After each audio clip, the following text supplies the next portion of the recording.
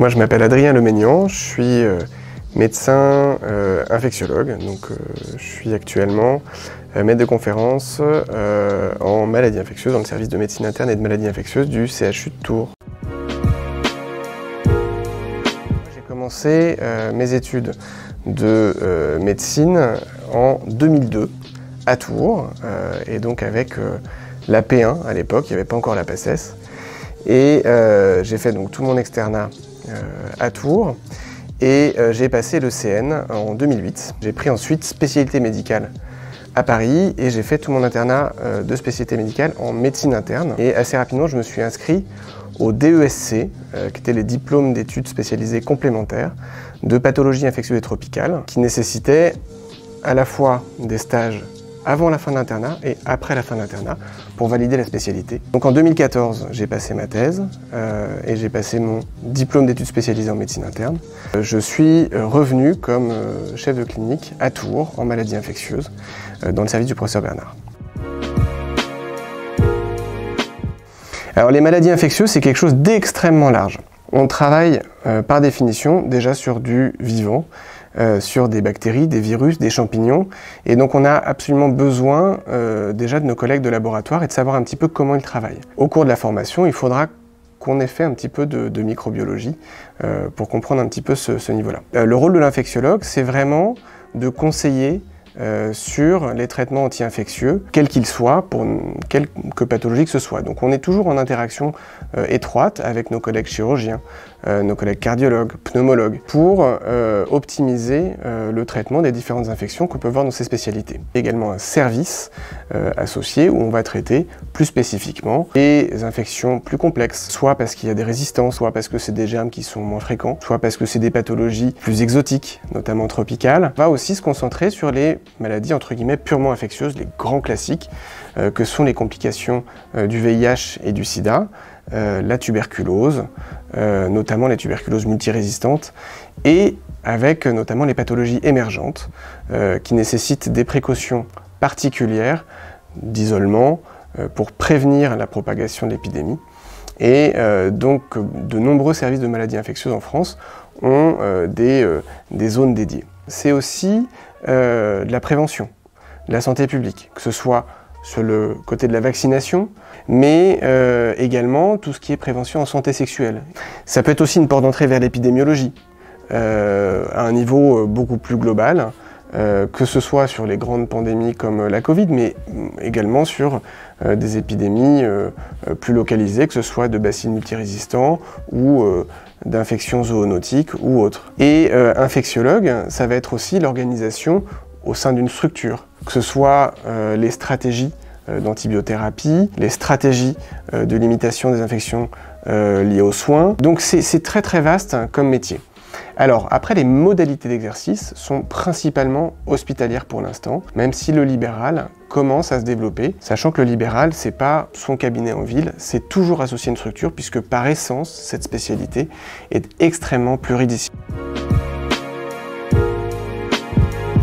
Moi j'avoue, quand j'ai commencé, quand j'ai voulu m'inscrire comme infectiologue, je me voyais bien faire le tour du monde et être dans la jungle un peu en mode Dr Livingstone et traiter des maladies infectieuses, du paludisme, la dysenterie, aller sauver le monde quoi. Bon, en pratique, aujourd'hui, c'est un peu moins exotique, mais c'est extrêmement varié et c'est beaucoup plus complet que ce que je m'imaginais. Pourquoi moi je l'ai choisi? Parce que les petites bébêtes, ça m'a toujours passionné, que j'aime bien la médecine, que l'histoire des maladies infectieuses est intrinsèquement liée à l'histoire de la médecine et vraiment ce côté transdisciplinaire qui est assez formidable. C'est une grande variété de pathologies traitées et de patients. Un côté transdisciplinaire, donc très important, un côté social très important. On a affaire à des patients qui sont en précarité sociale importante et qu'on peut vraiment aider sur différents plans de leur santé globale. On fait beaucoup de choses différentes et parfois tout faire en même temps, il faut être bien organisé. Il ne faut pas se reposer sur ses lauriers parce que ça évolue en permanence. Parfois une petite difficulté qui peut être perçue, c'est qu'il n'y a pas une vérité en maladie infectieuse.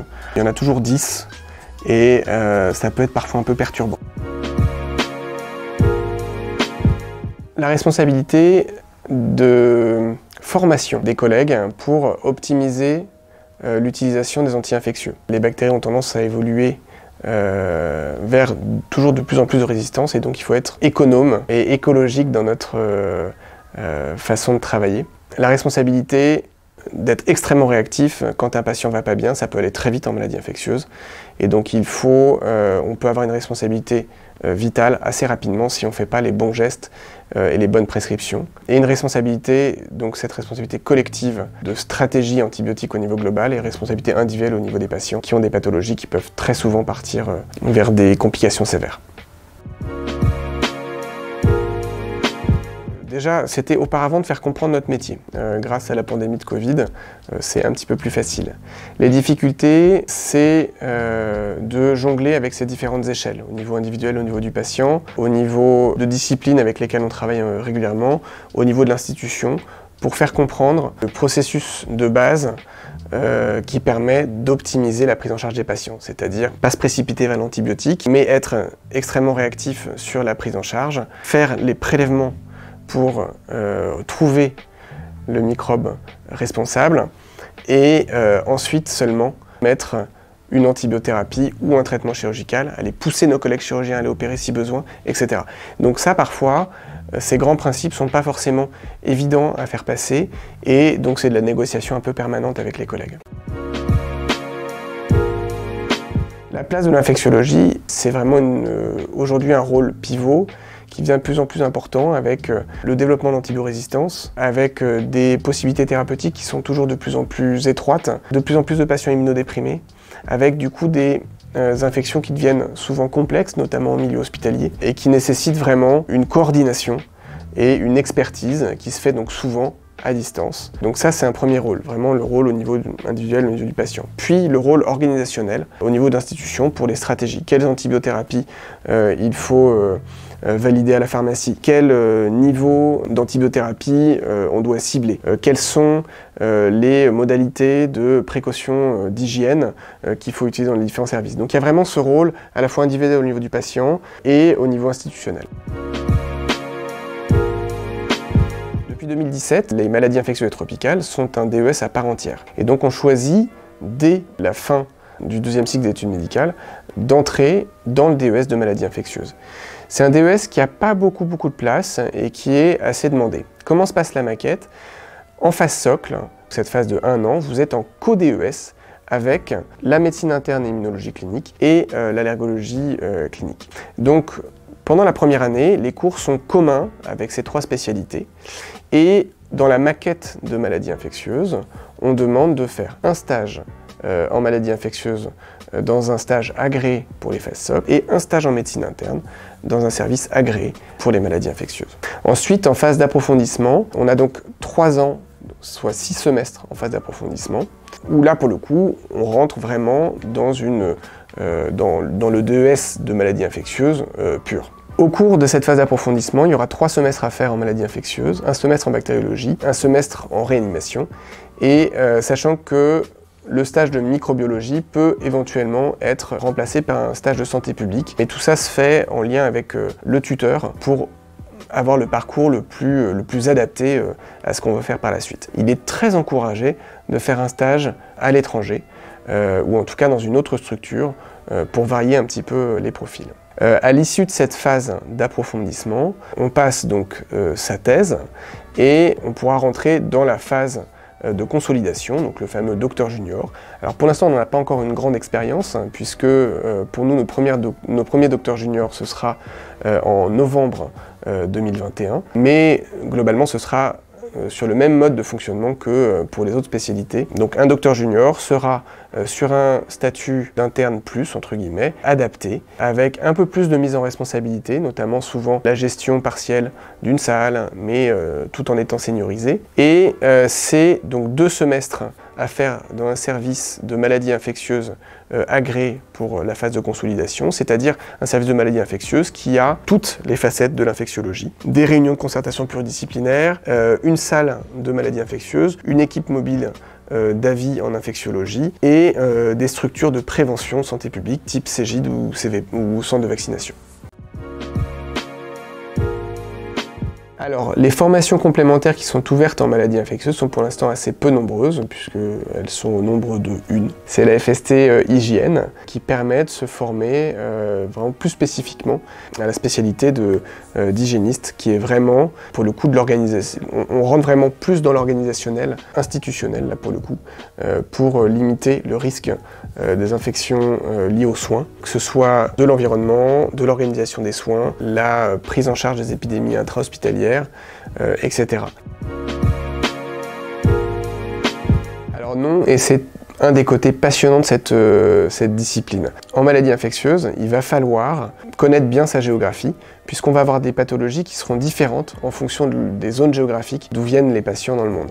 Et donc, dans les DOM-TOM, tu vas même pas avoir les mêmes pathologies en Guyane, en Martinique, à La Réunion ou en Nouvelle-Calédonie par exemple. Et donc ça va dépendre aussi des épidémies qui sont en place sur le monde. Donc tout ça, il faut en avoir une notion, se tenir au courant un peu de ce qui se passe dans le monde. Et c'est un côté passionnant.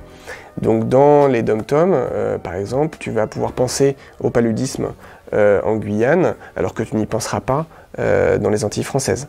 Si tu montes en Guadeloupe, tu pourras avoir de la ciguatera, qui n'est pas une maladie infectieuse à proprement parler, mais qui rentre souvent un petit peu dans ce cadre-là, que tu n'auras pas à La Réunion par exemple.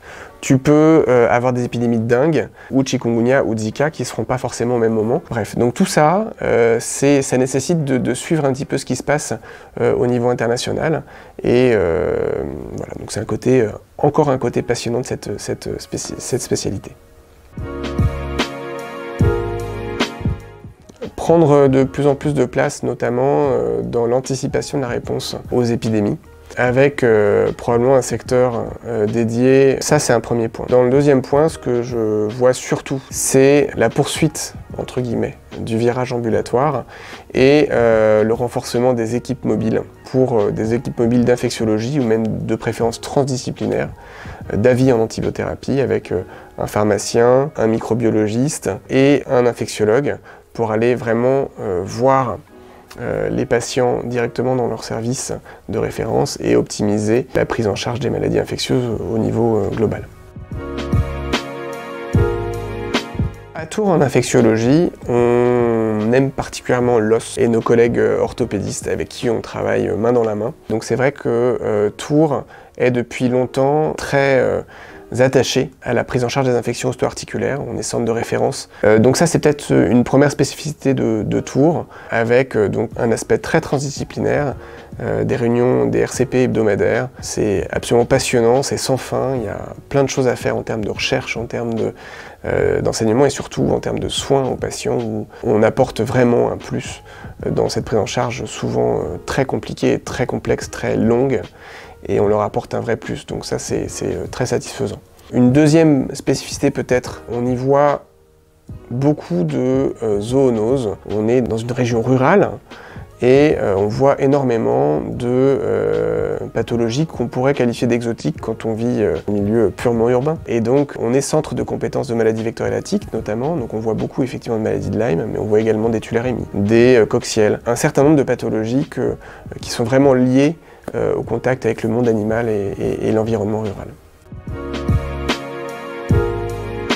Alors, encore une fois, les modes d'exercice d'un infectiologue, c'est un petit peu compliqué à définir puisque la spécialité en tant que telle, structurée, n'existe que depuis 2017. Donc, les modes d'exercice libéraux ou hospitaliers ont été redéfinis relativement récemment. Globalement, le libéral existe en maladie infectieuse, mais est relativement limité pour deux raisons principales. D'une part, c'est que, donc, par essence, c'est très transdisciplinaire et donc on va surtout donner des avis aux collègues. Donc c'est très souvent associé à des cliniques, notamment des cliniques chirurgicales. Et le deuxième point, c'est que ce sont des actes qui ne sont pas très bien cotés. L'acte de réflexion sur une optimisation d'antibiothérapie. Et donc finalement, s'installer en cabinet de ville, c'est pas forcément, on n'y trouve pas forcément son compte. Donc ce que certains des collègues en libéral font, c'est de la consultation des voyageurs qui est peut-être la plus adaptée pour ce mode d'exercice. Après, un certain nombre de collègues qui ont le desk de pathologie infectieuse tropicale sont restés dans leur spécialité et font en plus, en libéral, leur spécialité, plus de la consultation de patients infectés par le VIH. Voilà. Mais c'est vrai que c'est relativement peu développé, c'est amené à se développer, mais surtout dans le cadre, je pense, de structures privées, de type clinique. Je sais pas, c'est à moi qu'il fallait poser cette question, parce que je risque de faire peur aux gens. Non, j'ai la chance d'avoir un métier passion. Après, c'est un petit peu particulier dans le sens où je suis hospitalo-universitaire et il faut reconnaître que le côté universitaire prend quand même beaucoup de temps également, mais non, ça prend une place très importante dans ma vie quotidienne. En termes d'astreinte, bien souvent, dans les services de maladies infectieuses, il y a une astreinte sur place de week-end, comme dans à peu près tous les services. De plus en plus se développe une astreinte d'avis H24, 7 jours sur 7, qui là est un petit peu plus compliqué puisque les avis en maladies infectieuses, il y en a beaucoup. Et donc ces astreintes sont en train de se mettre en place. Elles ne sont pas présentes partout, mais ça représente, en fonction du nombre, c'est souvent régionalisé. Et donc en fonction du nombre d'infectiologues dans la région, ça va d'une astreinte par semaine à une astreinte tous les 3 mois, comme ce qu'on peut avoir en région parisienne. Avec la pandémie de Covid, les choses ont un petit peu changé, où pour le coup, au niveau de chaque établissement de premier recours, il faut une astreinte téléphonique pour la prise en charge spécifique du risque émergent, et donc notamment du coronavirus. Et pour le coup, ça nous amène en ce moment, on est plutôt à une astreinte par semaine et un week-end sur 3. On va tenter une journée type en maladie infectieuse. J'arrive pour le staff à 8h30 pétante, hein, comme d'habitude, où un de mes collègues, de 8h à 8h30, a fait un petit cours de présentation des maladies infectieuses aux externes présents dans le service. Donc de 8h30 à 9h15, on passe en revue tous les patients du service, qu'ils soient du secteur coronavirus ou du secteur de maladies infectieuses traditionnelles, et on va rapidement faire la synthèse des dossiers et voir les orientations pour la suite.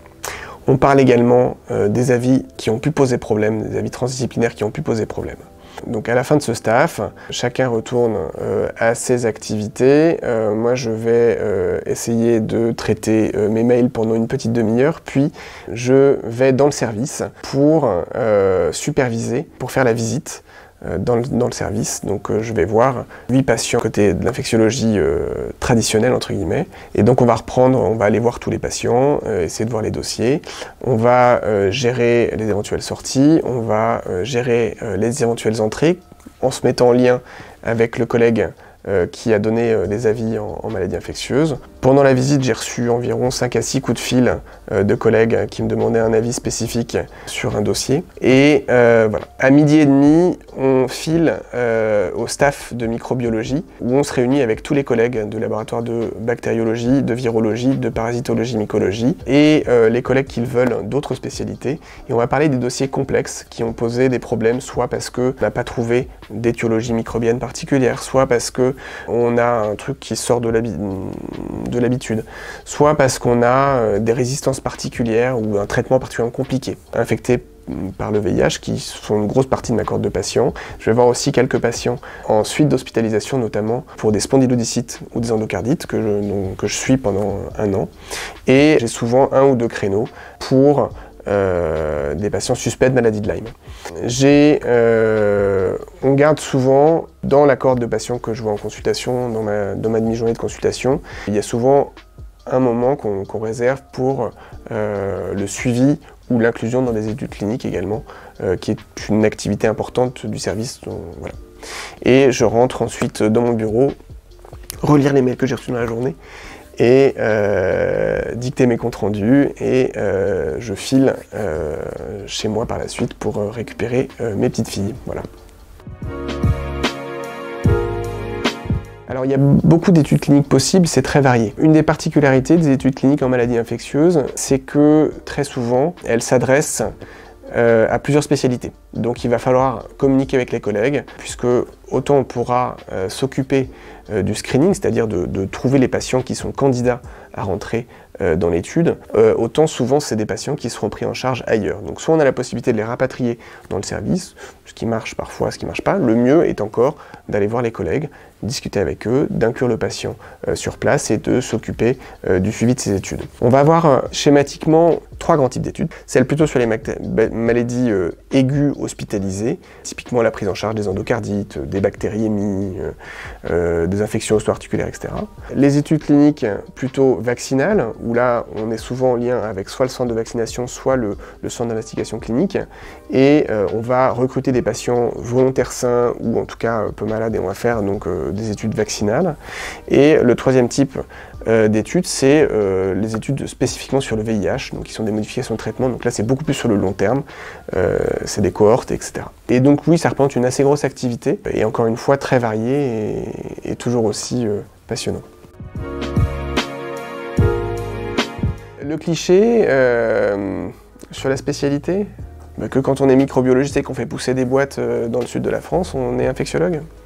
Non, ça c'est donc pas vrai. Un infectiologue, c'est quelqu'un qui voit des patients, qui fait le lien, qui communique avec les collègues, qui, je pense, garde une certaine humilité, puisque on est avec des bestioles qui souvent sont un peu plus costauds que nous, et qu'il faut rester humble parce que de temps en temps ça marche, de temps en temps ça marche pas. Et encore une fois, ce côté, il n'y a pas une vérité, il y en a souvent plusieurs, et donc c'est de la négociation permanente.